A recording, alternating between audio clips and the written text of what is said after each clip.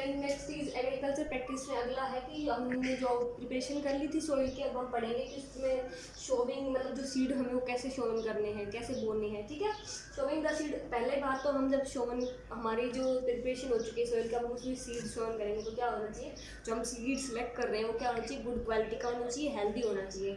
अगर seed defective है, healthy नहीं है, तो वो ग्रोथ को अच्छी प्रोडक्शन नहीं देगा, वो ग्रो नहीं कर पाएगा, और जो फार्मर्स को उनका चील्ड है वो नहीं मिल पाएगी।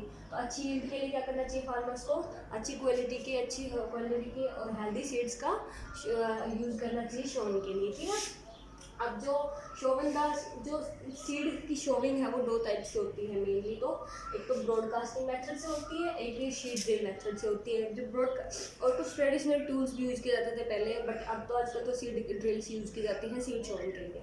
पहले अब ब्रॉडकास्टिंग क्या होता है, ब्रॉडकास्टिंग ये होता है कि जो हैंड्स, जो फार्मर्स कुछ जो सीड शोव करते हैं वो हैंड की हेल्प से करते हैं, मतलब कि sowing the seed directly by hands is called broadcasting. मतलब छिड़कते हुए, जैसे हम लोग मैन्योर को छिड़कते हैं, ऐसे ही छिड़कते हुए जो सीड्स को शोन किया जाता है उनको, उस मेथड को भी बोलते हैं broadcasting method. Sheet drill method जो कुछ ट्रेडिशनल टूल का मैंने बताया था आप लोगों को। ट्रेडिशनल टूल क्या होता है, ट्रेडिशनल टूल में क्या होता है, एक फनल होता है, फनल से सीधा उस फनल में जो है ना सीड्स को मतलब जो सीड्स हैं हेल्दी सीड्स उनको फिलअप किया जाता है, एंड देन जो पाइप है उसके थ्रू उनको खेत में एक थोड़ी थोड़ी दूर पे सारे बो देते हैं। बट उसमें क्या इफेक्ट, उसमें ना प्रॉब्लम ये थी कि उसमें जो ओवर क्राउडिंग हो जाती है सीड्स की, एक जगह पे ओवर क्राउडिंग हो, एक पे बिल्कुल नहीं है। तो इस मेथड को रिमूव किया गया, and the next is seed drill method. ई के मेथड होता है, इसमें क्या होता है कि हेल्प करता है showing the seed with the help of tractor. इसमें क्या यूज़ करते हैं, ट्रैक्टर यूज़ किया जाता है और एक सीड ड्रिल मशीन यूज़ की जाती है। उसमें क्या होता है, एक फनल होता है और कुछ पाइप्स होते हैं। तो जो फनल है उसमें हम लोग सीड्स को फिलअप कर देते हैं, जो पाइप्स है उनके थ्रू थोड़ी थोड़ी दूर पे जो सीड्स है एक इक्वल अमाउंट डिस्टेंस पे और एक इक्वल अमाउंट में जो सीड्स हैं वो ग्रो मतलब शोर किए जाते हैं इसमें। It shows the seed uniformly eight proper distance and depth. एक जो डेप्थ है वो भी हम मेजर कर सकते हैं इससे, और जो डिस्टेंस है वो भी हम मेजर कर सकते हैं। इससे क्या होगा कि ओवर क्राउडिंग नहीं होगी प्लांट्स की एक जगह पे, और जो अगर ओवर क्राउडिंग नहीं होगी तो हर प्लांट को एक अच्छे अमाउंट में क्या मिल पाएगा, सनलाइट मिल पाएगी, वाटर मिल पाएगा, न्यूट्रिएंट्स मिल पाएंगे, वहाँ वीड्स की ग्रोथ ज़्यादा नहीं हो पाएगी। तो जो ओवर क्राउडिंग है प्लांट्स की, अगर ओवर क्राउडिंग होगी तो एक ही जगह प्लांट्स पे बहुत सारा इफेक्ट आएगा, लाइक सनलाइट भी उन्हें कम मिलेगी, हर प्लांट को न्यूट्रिएंट्स भी कम मिलेंगे, वाटर भी कम मिलेगा, तो जो क्रॉप की यील्ड है वो कम होगी, अच्छी नहीं होगी। अगर हम उसको सीड ड्रिल मेथड से अगर मशीन शोर कर रहे हैं तो इसमें क्या होगा कि हम डेप्थ भी अच्छी रख रहे हैं और जो डिस्टेंस है वो भी हम मेजर कर रखा हमने हमारे हिसाब से। तो उसकी वजह से क्या होगा कि ओवर क्राउडिंग नहीं होगी, तो हर प्लांट को अच्छे अमाउंट में जो न्यूट्रिएंट्स है, सनलाइट्स है और सब कुछ मिल पाएगा, जिससे क्या होगा कि जो प्लांट है वो अच्छे से ग्रो कर पाएंगे, और जो यील्ड है फार्मर को जो यील्ड मिलेगी वो अच्छे अमाउंट में मिलेगी। ठीक है, तो ये क्या, ये जो सीड ड्रिल मेथड है ये लेबर को भी कम करता है और जो हमारा टाइम है वो भी कंज्यूम ज़्यादा नहीं होता।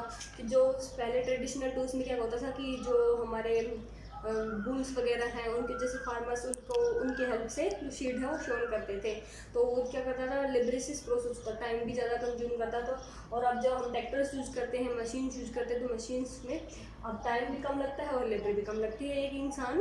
एक ही जो फार्मर है वो बो भी सकता है आराम से और टाइम भी कम लगता है इससे। ठीक है, अभी इसमें क्या था कि कुछ जो प्लांट्स हैं वो हम डायरेक्टली ना तो ब्रॉडकास्टिंग मेथड से बो सकते हैं, ना ही हम सीड ड्रिल मेथड से बो सकते हैं।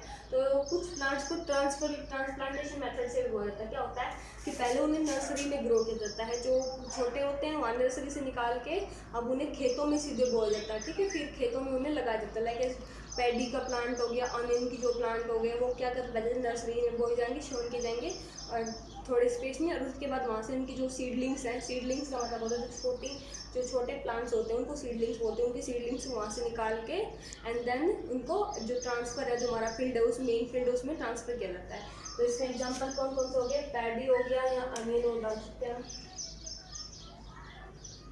ठीक है, तो जो सीड, अब हमने सीड को शोन कर दिया अच्छे से, उसके बाद क्या था हमारा एडिंग मैन्योर एंड फर्टिलाइजर्स। अब जो हमने उसको अच्छे से अभी हमने उसको बो दिया है तो उसमें हमें न्यूट्रिएंट्स भी देने होंगे अच्छे से। तो न्यूट्रिएंट्स देने के लिए पहले हम क्या करते हैं कि मैन्योर का यूज़ करते हैं।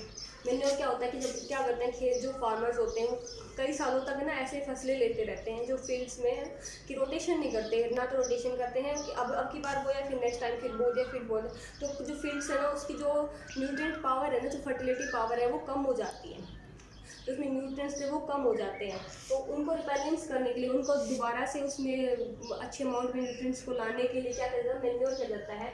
जब when the soil is lack of nutrient, farmer have to do add manure in the field to replenish the soil with nutrients। वही बात होगी, मैंने बताया कि जब सोयल में लेक हो जाती है न्यूट्रिएंट्स की, तो उसके बाद क्या कर जाता है कि जो फार्मर्स है वो मैन्योर जो है ना उसको ऐड करते हैं उसमें इतना कि जो अपने सॉइल में, ताकि वो न्यूट्रिएंट्स की जो अमाउंट है वहाँ अच्छे हो जाए।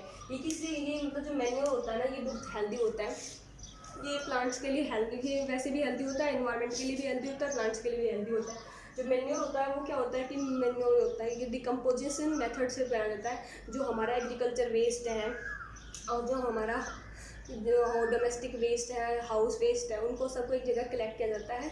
माइक्रोब्स की हेल्प से वो डिकम्पोज होते हैं, कुछ टाइम लेते हैं, और डिकम्पोजिशन के बाद जब उनका वो मतलब स्मॉलर फॉर्म में आ जाते हैं तो उनको वहाँ से उठा के खेतों में उनको डाला जाता है, फील्ड्स में उनको डाला जाता है, जिसकी वजह से जो न्यूट्रिएंट पावर है वो इंक्रीज हो जाती है फील्ड।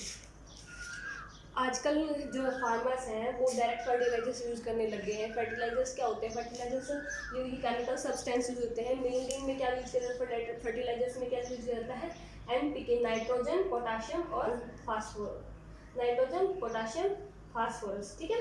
क्या होता है कि और उसके बाद कुछ urea, ammonium sulphate and calcium कैनियम सल्फेट, कुछ अलग अलग टाइप्स के फर्टिलाइजर्स यूज किए जाते हैं। फर्टिलाइजर्स केमिकल सब्सटेंसेज होते हैं, ये जो फील्ड जो हमारा फील्ड है उसमें न्यूट्रिएंट पावर को इंक्रीज करते हैं। बट क्या होता है कि जो हम इससे क्रॉप की यील्ड भी अच्छी होती है, बट क्या करते हैं ये जो न्यूट्रिएंट फर्टिलिटी पावर है फिर जो सोइल की उसको कम कर देते हैं। तो इसका मतलब ये एक बेनिफिशियल मेथड नहीं है। फार्मर्स को हेल्दी ग्रो करने के लिए मेन्योर का यूज़ करना चाहिए, बट वो क्या करते हैं आजकल ज़्यादा यील्ड के लिए फर्टिलाइजर्स का यूज़ करते हैं, जिससे क्या होती है फील्ड की जो फर्टिलिटी पावर है वो कम होती जा रही है। और ये मैं आपको बताती हूँ कि मैन्योर की जो एडवांटेजेस हैं वो क्या होती हैं। क्या करता है मैन्योर, एनहेंस करता है वाटर होल्डिंग कैपेसिटी सोइल की। ये क्या करता है, सोइल को पोरस बनाता है कि जो अगर सोइल पोरस होगी तो उसमें एक्सचेंज हो सकता है गैसेस का इजीली, वहाँ हेल्दी माइक्रोब्स की ग्रोथ हो सकती है अच्छे से। फ्रेंडली माइक्रोब्स की हेल्दी ग्रोथ इंक्रीज करता है, फ्रेंडली माइक्रोब्स को सोइल के टेक्सचर को इम्प्रूव करता है, ठीक है। तो manure is very beneficial thing as compare to fertilizers. Fertilizers को कम यूज़ करना चाहिए फार्मर्स को, और मैन्योर को ज़्यादा यूज़ करना चाहिए। अभी क्रॉप रोटेशन क्या करते हैं फार्मर्स, करते हैं क्या करते हैं कि कई सालों तक ना ऐसे फसलें लेते रहते हैं। अगर वो एक ही फसल बार बार लेते रहेंगे तो फील्ड को ना न्यूट्रिएंट पावर कम हो जाएगी। अगर वो तो क्या करना चाहिए, क्रॉप रोटेशन करना चाहिए उन्हें। क्रॉप रोटेशन क्या होता है कि जो डिफरेंट क्रॉप्स हैं उनको अल्टरनेटली बोया जाए, मतलब अल्टरनेटली बोया जाए कि पहले ये बोई है तो अब की बात ज़्यादा, तो ऐसे ही तो अगर आपने पहले कोई नॉर्मल फसल, जो नॉर्मल कोई भी फसल ली है तो उसके बाद क्या करना चाहिए, लेग्यूम्स की जो पल्सेस वगैरह है इनको बोना चाहिए, क्योंकि इनमें क्या होता है ये नाइट्रोजन पावर को इंक्रीज करते हैं। इनमें होता है राइजोबियम बैक्टीरिया।